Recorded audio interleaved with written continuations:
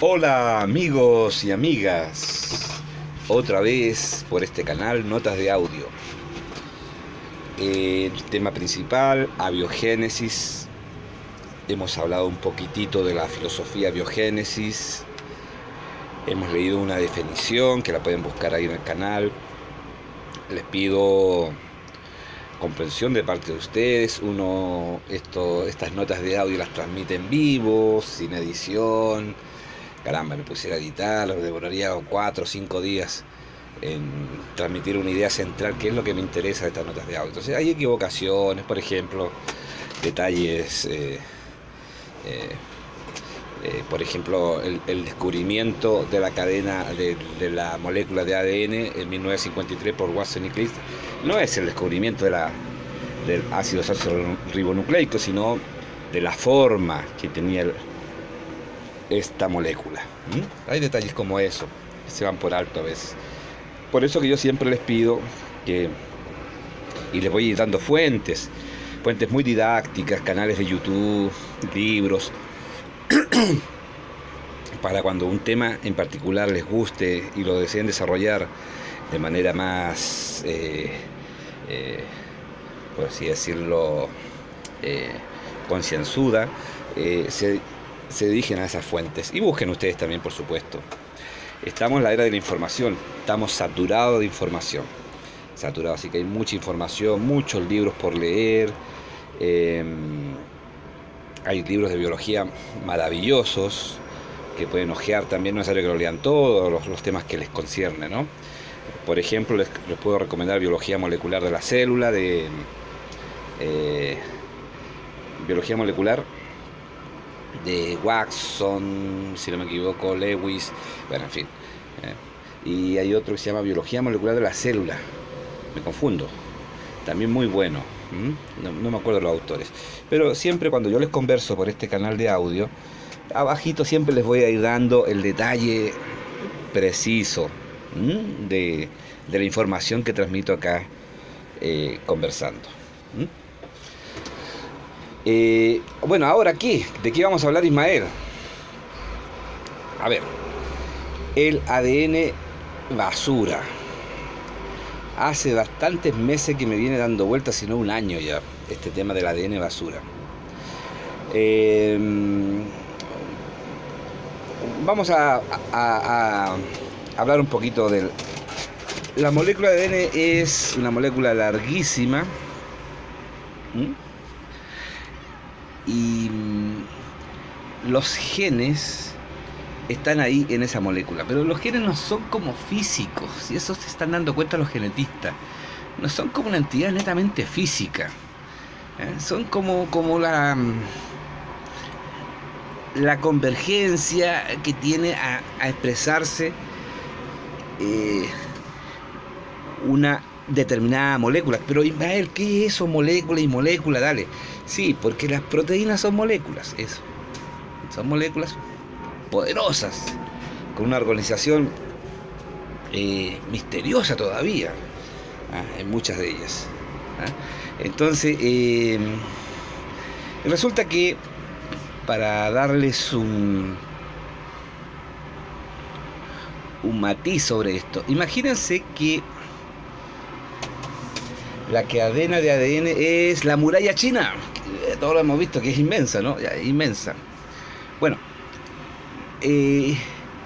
lo que sirve para codificar, por dar un número burdo, son 4 o 5 kilómetros. ¿Qué significa eso? Sirve para codificar. Lo que realmente la maquinaria biológica utiliza y saca entidades que pueden tener una finalidad, una expresión real en una proteína, infinidad de cosas más, enzimas y todo eso, que no dejan de ser moléculas, ¿no? Es eso, más o menos, por así decirlo. Claro que no está al principio, sino que tú irías caminando por la muralla china, irías caminando unos 3 días sobre la muralla china, de repente te paras y 100 metros sirven para una expresión. Se corta, caminas 5 o 10 días más, te paras y por ahí unos 400 metros te sirve para otra expresión. Así más o menos es a grandes rasgos la explicación que le doy para comprender el ADN basura. No es mi especialidad, por lo tanto yo estoy dando un matiz de interpretación. Hay que leer o hay que irse a YouTube, pongan ADN basura y hay bastantes sitios donde científicos muy capacitados explican bien ese tema y son muy honestos y dicen no comprendemos muy bien, vamos por ahí, vamos buscándole dónde puede estar la explicación de este ADN basura. Ahora, ¿qué somos nosotros? Somos especuladores, pero no de la bolsa de comercio, de ideas. Procuramos integrar conocimientos, sacar conjeturas. Entonces, resulta que hay otra relación con el ADN basura. Es el genoma. La cantidad de pares de base que tiene cada especie. Es variada, ¿no? Y sorprende, por ejemplo, que los simios, ¿no? Como nosotros, que somos simios, que creemos ser bastante vivitos, inteligentes, deberíamos tener una cantidad enorme de pares de base para poder, en cierto modo, dar la lógica de que tenemos inteligencia porque venimos sobrecargados de preciosa información en nuestro ADN. No es así.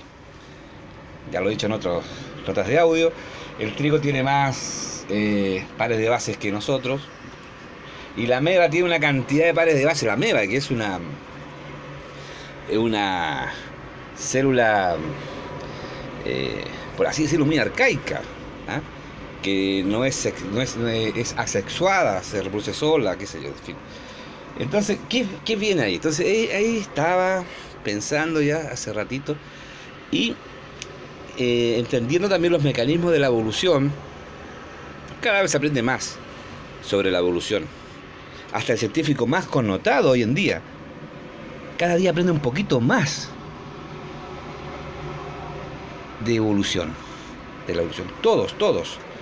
Tú a lo mejor estás recién compartiendo con nosotros el debate, también vas aprendiendo y cada día vas a aprender más y más.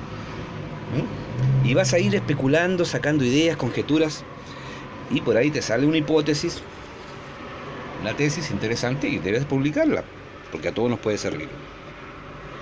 Entonces, es curioso, ¿no? Es muy curioso que una entidad biológica aparentemente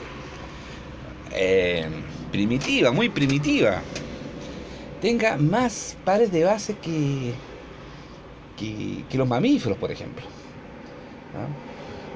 Eso es muy curioso, muy curioso. Los mecanismos de la evolución hasta el día de hoy no se les refuta mucho, casi nada. Ha habido un neodarwinismo, y yo tengo un punto de vista también un poquito diferente, pero sí utilizo la herramienta de la evolución. A ver, ¿en qué concepto? La evolución dice lo siguiente: no tiene gran importancia la expresión actual de un individuo, de una especie. Usted es mosca y es mosca, la felicito. Usted es un mamífero, lo felicito. Usted es un pulpo, lo felicito. Su expresión está estática, punto. Bueno, Ismael, ¿dónde entra la evolución? Bueno, dice, como los procesos de duplicación del ADN tienen pequeñas fallas, dicen los entendidos que muy poco, pero tienen pequeñas fallas. El entorno también a veces es hostil, radiaciones cósmicas. Ustedes saben que, aparte de los rayos UV, ¿no?, que son muy peligrosos para la vida, ¿no?, hay rayos, partículas subatómicas que atraviesan la atmósfera y que cruzan nuestro cuerpo, etcétera, etcétera. Partículas dañinas.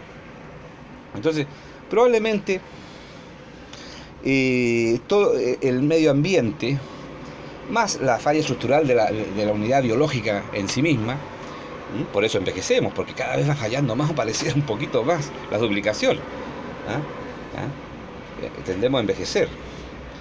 Pero el envejecimiento no es tan así tampoco como que por eso envejecemos, no. Hay un montón de factores, está todo como predeterminado a los ciclos, si no, no creceríamos, no nos desarrollaríamos, no tendríamos madurez.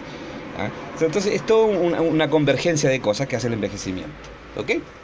Bueno, entonces van produciéndose algunos cambios, donde a través de millones de años se nota que cambia de especie. No. A través de millones de años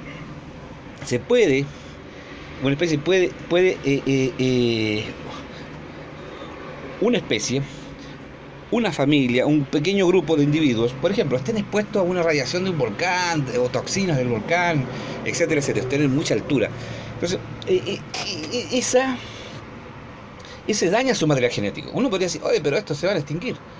Están ahí sobreviviendo a 5.000 metros de altura y encima no tienen una capa de ozono que les proteja, les llegan las radiaciones directas. Bueno, pero sí, probablemente se podría extinguir una especie ahí, sin lugar a dudas. A lo mejor está atrapada, no puede emigrar, no sé, en fin. Entonces surge lo siguiente, que se daña efectivamente el material genético y genera, como quien dice, cambios. El gen que debería, por ejemplo, expresar, por ejemplo, la creatina de los ojos falla y no se quedan ciegos o quedan con mala visión. Pero a la larga podría surgir un cambio que justo esa falla hace que le sea un protector solar para la luz. Entonces, como quien dice, podría incorporarse unas pequeñas gafas que le sirviera, y esa pequeña ventaja le haría tal vez poder salir más allá, más horas tal vez cazando, qué sé yo, y reproduciéndose. Entonces, a la larga, esos cambios que podrían ser desfavorables en ciertas condiciones, favorables en otras, no sé si me entienden, hace que la especie tienda a evolucionar. Entonces, de los individuos que la especie primaria, que por ejemplo no se podía adaptar a esa altura, esas radiaciones, probablemente va a extinguir, pero esos que mutaron un poco, con esas fallas, sobreviven, se reproducen, y cada vez la población se va pareciendo más a los que pueden reproducirse, por lo tanto a los que tienen esas fallas de los ojos, que por ahí les dio una ventaja para poder adaptarse, mutan y a la larga, millones de años, pueden generar una nueva especie. ¿Ok? Pueden generar una nueva especie. Así funciona más o menos la evolución de muchos otros. El nuevo darwinismo incorpora conceptos muy novedosos, dice también algo así como que no es tan individualista la mutación. Es como que hay una fuerza que hace que todos mutemos al mismo tiempo, ya. ¿Entiendes? Ya, todos juntos a mutar. O se nos va a dar, se vienen cambios radicales, todos muteamos al mismo tiempo. Como que esa parte es interesante, es muy complejo, pero por darle una idea. Pero la mecánica a la larga es lo mismo, es como en qué momento, en qué circunstancias se muta. Eso es lo que trata de más o menos el neodarwinismo. Y mi punto de vista es el siguiente. Yo creo que todas las especies están correlacionadas, todas. Entonces, aunque una especie no tenga su material genético bastante estable, haciendo muy pequeñas mutaciones, qué sé yo, pero las que mutan a la larga tienden también a provocarle un cambio, una readaptación y un daño también, por qué no decirlo, a su material genético. Entonces, a la larga, todo es una convergencia. Entonces, ninguna especie que sea modificada por un entorno, más tarde que temprano, a través de millones y millones de años, puede afectar a las otras. Entonces, es todo como unísono. ¿Mm? Tiene algo de neodarwinismo también eso. ¿Ok? Ok. Bueno, y otros aspectos más que los estoy estudiando y no puedo explicarlos muy bien ahora porque ni yo tengo muy clara la idea, pero va por ahí la cosa. ¿Ah? ¿En qué va? Mira, a ver, ¿por qué es tan enredado y mal no lo explica? Mira, sí es enredado, pero es enredado y complicado. Es como que es como que el medio ambiente da un espacio también para desarrollarse. ¿Me entiendes? Da un espacio. Entonces, como que también el entorno eh, direcciona a la especie, direcciona la vida, direcciona la, la, la forma y todo eso. Es como la marca, pero la marca, claro, como decía, el individuo adapta su órgano a su medio, sin mediar evolución, y etcétera, etcétera. Pero esto tiene algo de la marca, pero con algo de evolución, solamente que la excitación de la evolución la da el medio ambiente también, eso es. Y cuando hablamos de evolución, hablamos que hay daño al material genético, por lo tanto pueden haber empeoramiento del genoma que tiende a la extinción, o una falla, entre comillas, que pueda mejorar la especie. ¿Mejorarla en qué? No, a la nueva adaptación, a las nuevas condiciones. ¿Mm? ¿Que el planeta cambie de condiciones? No, puede ser un microclima, etcétera, una especie puede quedar atrapada en un continente, etcétera, pueden darse infinidad de variables. Ahora, circulemos. Estábamos hablando de el ADN basura, ¿no? Que hay muchísimo ADN que no tiene propósito aparentemente, aunque algunos le han buscado por ahí que esto podría servir como un estabilizador de algo, como una especie, como un amortiguador de reacciones químicas, en fin. Pero no es lo que yo pienso. No es lo que yo pienso. Pienso yo que la vida en sí mismo también tiene su propia ley de la selva para buscar nuevas expresiones biológicas, aparte de las mutaciones, aparte del daño que produzca, el daño que produce el medio ambiente a un equilibrio. También la molécula de ADN tiene, como quien dice, muchísimo material donde podría también expresarse de repente algo que podría servir, que no podría servir, que podría ser útil, inútil, no lo sabemos. Pero ciertamente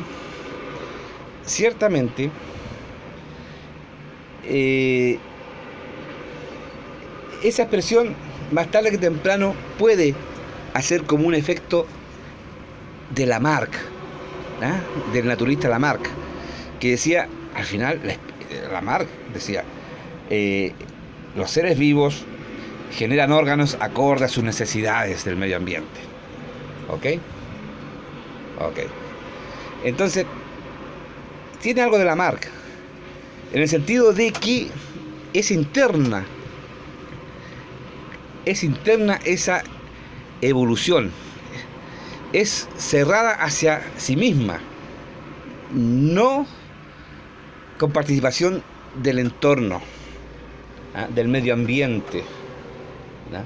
Del cosmos en general, porque si una partícula subatómica atraviesa la atmósfera y daña una cadena de ADN, bueno, es del cosmos en el fondo, ¿no? De todo. Entonces, ¿de dónde viene esta especulación? Viene de, ciertamente, uno se pregunta, la ameba, ¿por qué tiene tantos pares de bases? Claro, al estar en el inicio, entonces está propensa a generar un sinfín de variables futuras que podrían provocarle una microevolución interna a esa unidad viviente, a esa entidad viviente. ¿Ok? Esa es la idea de fondo. Entonces, concluyo que por esa razón,